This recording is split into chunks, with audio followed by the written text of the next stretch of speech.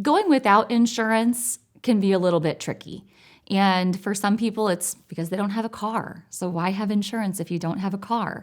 For some people, they're between vehicles, or it happens, but if you just can't afford the coverage and you let it lapse.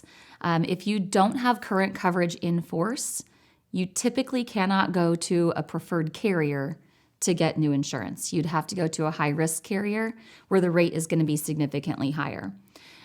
Often, if you can keep your coverage in force, even if it's at a very minimal coverage level, you'll be able to avoid those penalties in the future.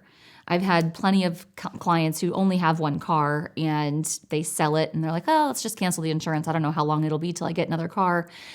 We switch that to a non-owner policy at the lowest liability limits that we can and just let it ride. And it might be $20 a month, but at least it maintains their continuous insurance coverage so that when they do purchase a car and put something back in force, they can go right back into a preferred company instead of having to go high risk.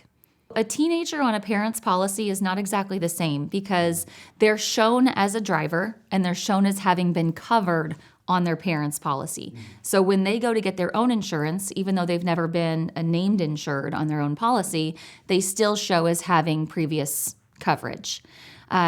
When we graduate a child out of their parents' household, we have an option to spin them out of the existing household, which allows them to keep some of those longevity and loyalty discounts, as well as a generational coverage discount.